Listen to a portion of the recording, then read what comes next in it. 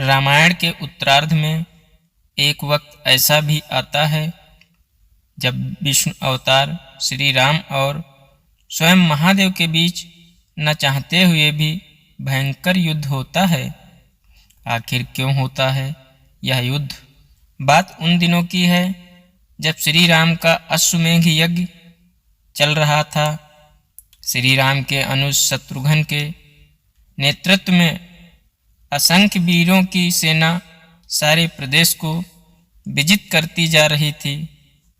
जहाँ भी यज्ञ का अश्व जा रहा था, इस क्रम में कोई राजाओं के द्वारा यज्ञ का घोड़ा पकड़ा गया, लेकिन अयोध्या की सेना के आगे उन्हें झुकना पड़ा।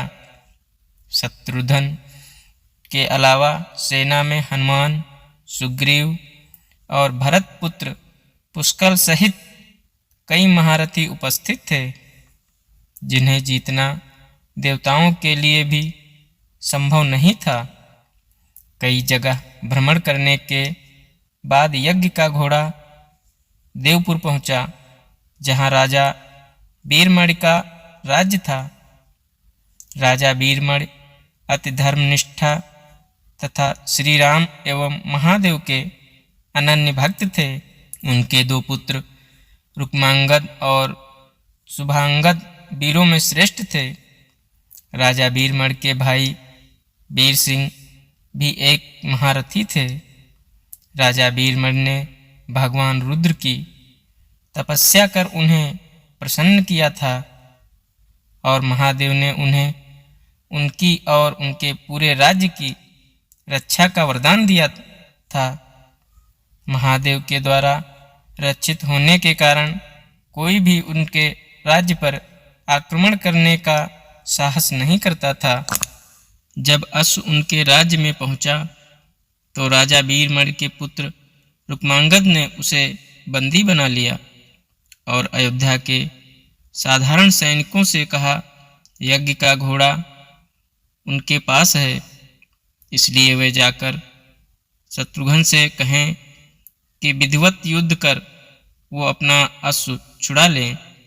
जब रुक्मांगद ने ये सूचना अपने पिता को दी तो वो बड़े चिंतित हुए और अपने पुत्र से कहा कि अनजाने में तुमने श्री राम के यज्ञ का घोड़ा पकड़ लिया है। श्री राम हमारे मित्र हैं और उनसे शत्रुता करने का कोई औचित्य नहीं है, इसलिए तुम यज्ञ का घोड़ा वापस लौटा आओ।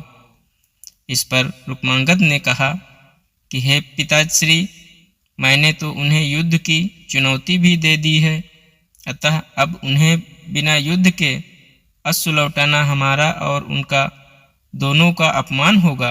अब तो जो हो गया है उसे बदलना नहीं जा सकता, इसलिए आप मुझे युद्ध की आज्ञा दें। पुत्र की बात सुनकर वीरमणि ने उसे सेना सुसज्जित करने की आज्ञा दे दी। राजा वीरमणि अपने भाई वीर सिंह और अपने दोनों पुत्र रुक्मांगद और शुभांगद के साथ विशाल सेना लेकर युद्ध क्षेत्र में आ गए।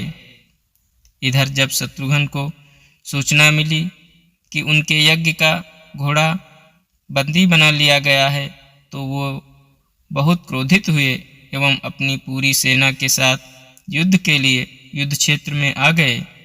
उन्होंने पूछा कि उनकी सेना में कौन अश्व को छुड़ाएगा, तो भरत पुत्र पुष्कर ने कहा कि तातश्री, आप चिंता न करें, आपके आशीर्वाद और श्री राम के प्रताप से मैं आज ही इन सभी योद्धाओं को मारकर अश्व को मुक्त करता हूँ। वे दोनों इस प्रकार बात कर रहे थे कि पवनसुत हनुमान ने कहा कि राजा वीरमणि के राज्य पर आक्रमण करना स्वयं परमपिता ब्रह्मा के लिए भी कठिन है, क्योंकि ये नगरी महाकाल द्वारा रक्षित है। अतः उचित यही होगा कि पहले हमें बातचीत द्वारा राजा वीरमणि को समझाना चाहिए, और अगर हम ना समझा पाए तो हमें श्री राम को सूचित करना चाहिए। राजा वीरमणि श्री राम का बहुत आदर करते हैं, इसलिए वे उनकी बात नहीं टाल पाएंगे। हनुमान की बात सुनकर शत्रुघ्न बोले कि हमारे रहते अगर श्री राम को युद्ध भूमि में आना पड़े, ये हमारे लिए अत्यंत लज्जा की बात है। अब जो भी हो, हमें युद्ध तो करना ही पड़ेगा। ये कहकर वे सेना सहित युद्ध भूमि में पहुंच गए। भयानक युद्ध छिड़ गया। भरतपुत्र पुष्कल सीधा जाकर राजा वीरमण से भिड़ गया। दोनों अतुलनीय वीर थे। वे दोनों तरह तरह के शस्त्रास्त्रों का प्रयोग करते हुए युद्ध करने लगे। हनुमान राजा वीरमण के भाई महापराक्रमी वीर सिंह से युद्ध करने लगे। रुक्मांगद और शुभांगद ने शत्रुघ्न पर धावा बोल दिया। पुष्कल और वीरमण में बड़ा घमासान युद्ध हुआ। अंत में पुष्कल ने वीरमण पर 8 नाराज बाणों से वार किया। इस वार को राजा वीरमण सह नहीं पाए और मूर्छित होकर अपने रथ पर गिर पड़े। वीर सिंह ने हनुमान पर कई अस्त्रों का प्रयोग किया, पर उन्हें कोई हानि न पहुंचा सके। हनुमान ने एक विकट पेड़ से वीर सिंह पर वार किया। इससे वीर सिंह रक्तवमन करते हुए मूर्छित हो गए। उधर श्री शत्रुघ्न और राजा वीरमण के पुत्रों में असाधारण युद्ध चल रहा था। अंत में कोई चारा न देखकर शत्रुघ्न ने दोनों भाइयों को नांग फांस में बांध लिया। अपनी विजय देखकर शत्रुघ्न की सेना के सभी वीर सिंहनाद करने लगे। उधर राजा वीरमण की मूर्छा दूर हुई तो उन्होंने देखा कि उनकी सेना हार के कंगार पर है। वे देखकर उन्होंने भगवान रुद्र का स्मरण किया। महादेव ने अपने भक्त को मुसीबत में जानकर वीरभद्र के नेतृत्व में नंदी भृंगी सहित सारे गणों को युद्ध क्षेत्र में भेज दिया। महाकाल के सारे अनुचर उनकी जय जयकार करते हुए अयोध्या की सेना पर टूट पड़े। शत्रुघ्न, हनुमान और बाकी योद्धाओं को लगा कि जैसे प्रलय आ गया हो। जब उन्होंने भयानक मुख वाले रुद्रावतार वीरभद्र, नंदी भृंगी सहित महादेव की सेना देखी तो सारे सैनिक भय से कांप उठे। शत्रुघ्न ने हनुमान से कहा कि जिस वीरभद्र ने बात ही बात में दक्ष प्रजापति की मस्तक काट डाला था और जो तेज और में स्वयं महाकाल के समान है, उसे युद्ध में कैसे हराया जा सकता है। ये सुनकर पुष्कल ने कहा कि हे तातश्री, आप दुखी मत हो। अब तो जो भी हो हमें युद्ध तो करना ही पड़ेगा। ये कहता हुआ पुष्कल वीरभद्र से, हनुमान नंदी से और शत्रुघ्न भृंगी से जा भिड़े। पुष्कल ने अपने सारे दिव्य अस्त्रों का प्रयोग वीरभद्र पर कर दिया, लेकिन वीरभद्र ने बात ही बात में उसे काट दिया। उन्होंने पुष्कल से कहा कि हे बालक, अभी तुम्हारी आयु मृत्यु को प्राप्त होने की नहीं हुई है, इसलिए युद्ध क्षेत्र से हट जाओ। उसी समय पुष्कल ने वीरभद्र पर शक्ति से प्रहार किया, जो सीधे उनके मर्म स्थान पर जाकर लगा। इसके बाद वीरभद्र ने क्रोध से थर्राते हुए एक त्रिशूल से पुष्कल का मस्तक काट लिया और भयानक सिंहनाद किया।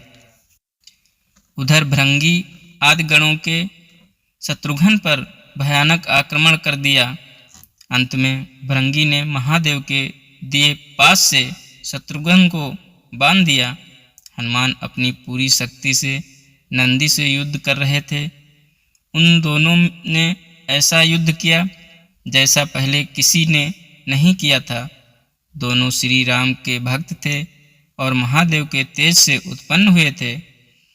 काफी देर लड़ने के बाद कोई और उपाय न देखकर नंदी ने हनुमान को पराभूत कर दिया। अयोध्या की सेना की हार देखकर राजा वीरमण की सेना में जबरदस्त उत्साह आ गया और वे बाकी बचे सैनिकों पर टूट पड़े।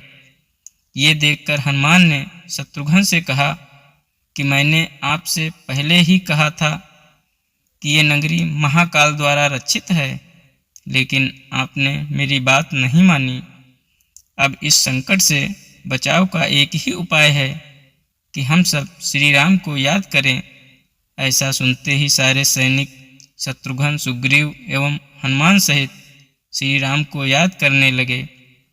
अपने भक्तों की पुकार सुनकर श्री राम तत्काल ही लक्ष्मण और भरत के साथ वहां आ गए। अपने प्रभु को आया देख सभी हर्षित हो गए एवं सबको ये विश्वास हो गया कि अब हमारी विजय निश्चित है। श्री राम के आने पर जैसे ही पूरी सेना में प्राण का संचार हो गया। श्री राम ने सबसे पहले शत्रुघ्न को मुक्त कराया और उधर लक्ष्मण ने हनुमान को मुक्त करा दिया। जब श्री राम, लक्ष्मण और श्री भरत ने देखा कि पुष्कल मृत्यु को प्राप्त हो चुके हैं तो उन्हें बड़ा दुख हुआ। भरत तो शोक में मूर्छित हो गए। श्री राम ने क्रोध में आकर वीरभद्र से कहा कि तुमने जिस प्रकार पुष्कल का वध किया है उसी प्रकार अब अपने जीवन का भी अंत समझो। ऐसा कहते हुए श्री राम ने सारी सेना के साथ शिवगणों पर धावा बोल दिया। जल्द ही उन्हें ये पता चल गया कि शिवगणों पर साधारण अस्त्र बेकार हैं, इसलिए उन्होंने महर्षि विश्वामित्र द्वारा प्रदान किए गए दिव्य अस्त्रों से वीरभद्र और नंदी सहित सारी सेना को विदीर्ण कर दिया। श्री राम के प्रताप से पार न पाते हुए सारे गणों ने एक स्वर में महादेव का आवाहन करना शुरू कर दिया। जब महादेव ने देखा कि उनकी सेना बड़े कष्ट में है तो वे स्वयं युद्ध क्षेत्र में प्रकट हुए। इस अद्भुत दृश्य को देखने के लिए परमपिता ब्रह्मा सहित सारे देवता आकाश में स्थित हो गए। जब महाकाल ने युद्ध क्षेत्र में प्रवेश किया तो उनके तेज से श्री राम की सारी सेना मूर्छित हो गई। जब श्री राम ने देखा कि स्वयं महादेव रण क्षेत्र में आए हैं तो उन्होंने शस्त्र का त्याग कर भगवान रुद्र को दंडवत प्रणाम किया एवं उनकी स्तुति की। उन्होंने महाकाल की स्तुति करते हुए कहा कि हे सारे ब्रह्मांड के स्वामी, आपके ही प्रताप से मैंने पराक्रमी रावण का वध किया। आप स्वयं ज्योतिर्लिंग में रामेश्वरम में पधारे।